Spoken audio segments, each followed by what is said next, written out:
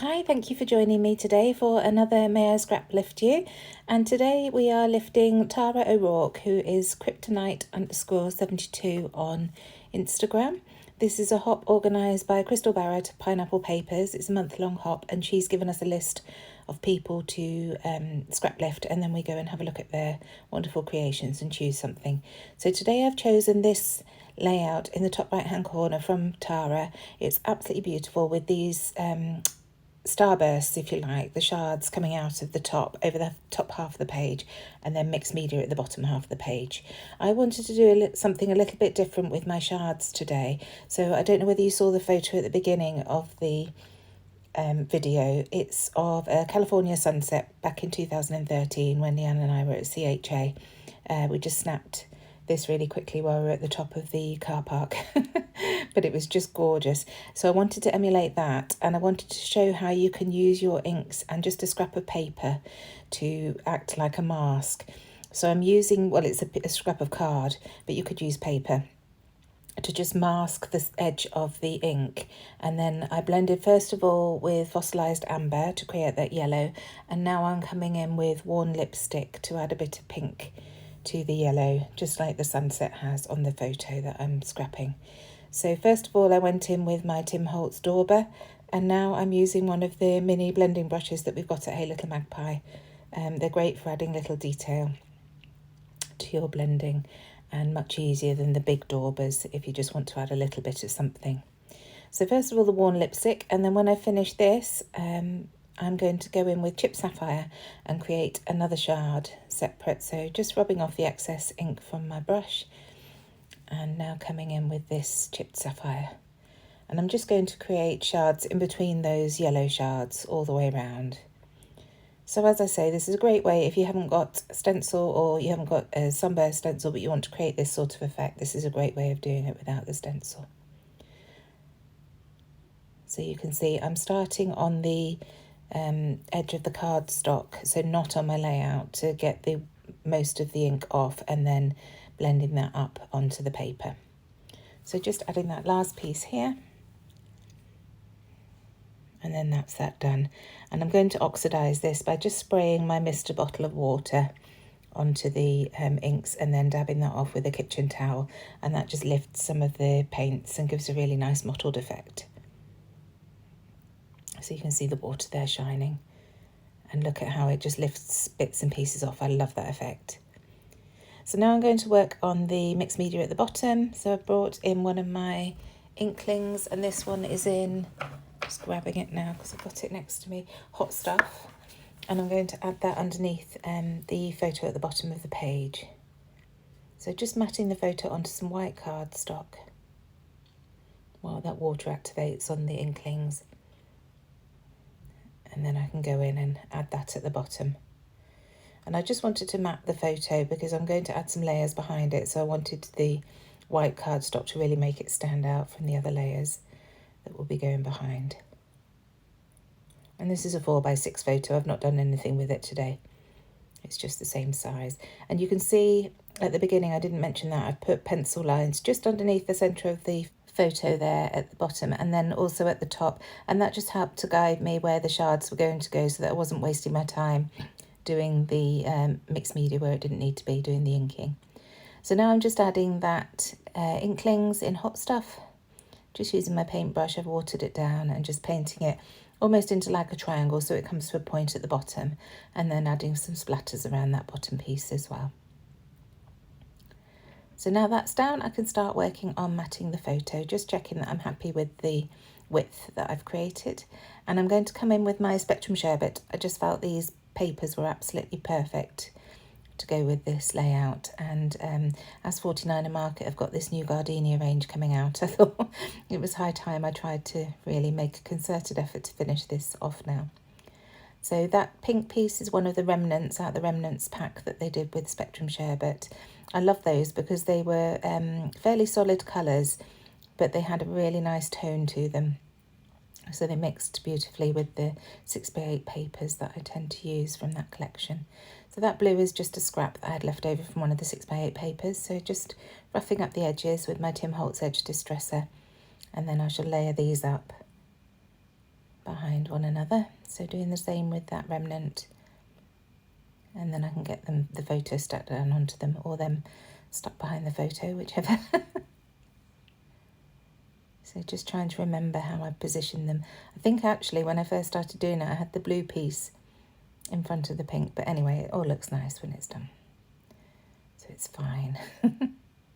So doing my usual, once I've got them in position, I just peel up the edges to get the glue behind them and get them stuck down without moving things, because I forget so quickly what I had. So this is another scrap of remnants that I've used on a previous layout. So you can see the tones are absolutely beautiful. This is a peachy orange. So again, just roughing up the edges, and that'll go across the top of the photo as another mat. And then once that's down, I just have a look to see what else I've got, because I felt it was a little bit too heavy on the left-hand side. So I wanted to add something else to the right, just to balance it out a little bit. You can see there are quite a few layers there on the left, but nothing really on the right. So just grabbing this scrap of orange, again from the 6x8 paper pad, roughing up the edges, and that can just tuck behind on the right hand side, and that just balances it out really nicely. Using my wet glue for speed, and also so I can manoeuvre things a bit if I need to. And that's the basic mat sorted. So now I was looking at that gap between the sunburst and the inklings at the bottom, and I wanted to add something just to bridge the gap, if you like. So this is one of the branding strips from the 12x12 papers that I just had left in my box with all my Spectrum Sherbet stuff, so I just grabbed that out, and that's worked really nicely there.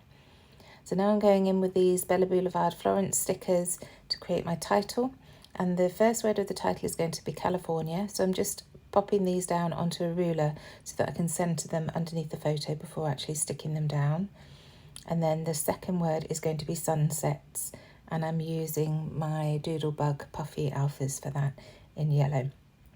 And it's lovely bringing in the yellow and blue that you can see in that photo.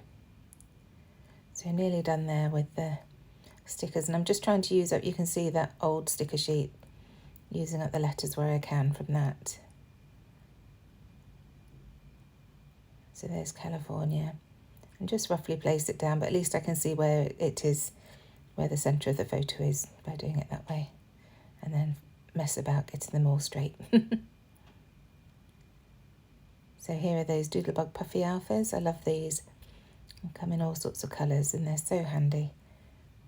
So just putting on the word sunsets, and then I can glue that photo down. So just using my double-sided tape. The paper's still a tiny bit damp from the mixed media, from the inklings, so I just wanted to use double-sided tape to make sure it stuck firmly. I'm so impatient when I'm scrapping. I don't want to wait for anything to dry.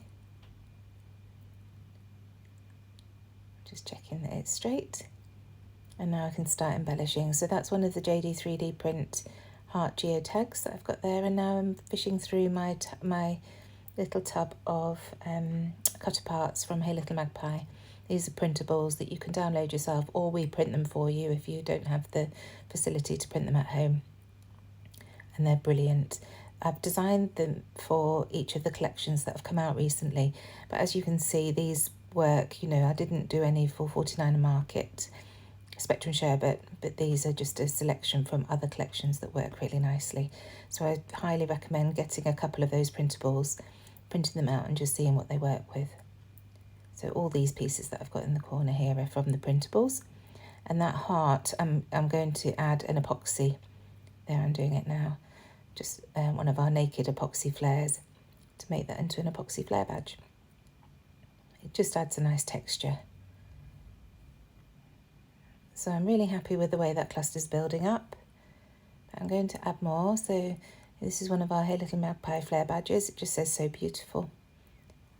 It was an absolutely stunning sunset. I couldn't believe it. We were going out for lunch, for dinner after the show. We've been to CHA, which is a big trade show in Anaheim in January, and we were going out with our friends from American Crafts, and they'd taken us up to their car just so they could put their stuff in the boot, and we just couldn't believe this sunset. So just building up some layers behind, again with more tags there on the right hand side, just to balance out because I've got so much on the left. I'm trying that label, but I wasn't happy with that. And then I see this cut apart label that's from, I think this is from the cover sheet from the 6x8 paper pad. They printed some bits on that you could cut apart yourself, and this orange ticket worked really nicely.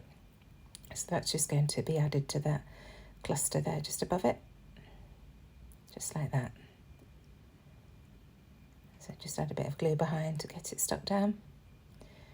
And then I want to add something to the right as well, because of course once I've added to the left I need to add to the right, but I didn't want another ticket, so changed my mind there and I've added that to the top.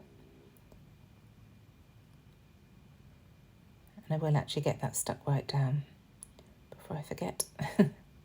So again, just roughing up the edges with my Tim Holtz edge distresser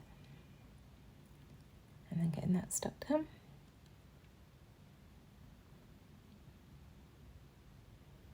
You can see that was cut from one of the 6x8 papers. So now this label, and I'm going to use that to write my date on. And then adding some wax twine through the two ticket tags there. Gosh, I don't know what things are called anymore. Through the tags. This is just a peachy coloured one, which works nicely. So through that tag that says sweet, and then I'll bring it up through that other tag there. And I'm just going to staple the ends onto the layout. So just threading it through, looping it through again.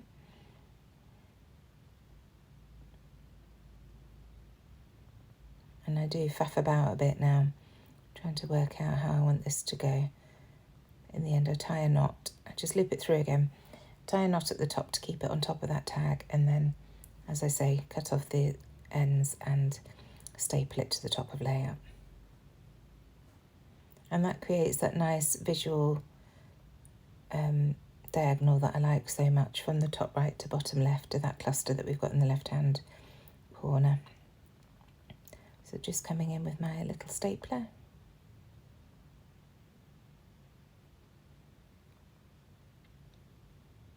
And then writing the date and where it was. Well, just that it was CHA. You can't really tell from the photo at all. It's all right when they're on the phone, isn't it? And you can see all the other photos and you know. But as soon as you start scrapping them, you need to remember. So just adding some journaling here. So just the story that I've told you, really. It just says, we were blown away by this beautiful sunset on the roof of the car park on our way to dinner with Jim and Darcy.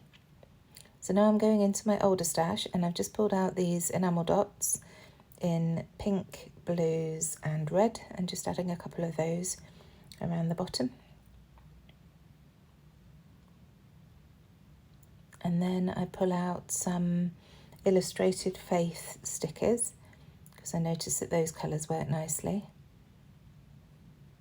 First of all, a little gold enamel heart, and then these are the Illustrated Faith stickers. First of all, some little hearts, and then I find some hearts that are on like a label shape, but they just seem to work really nicely on either side of the photo.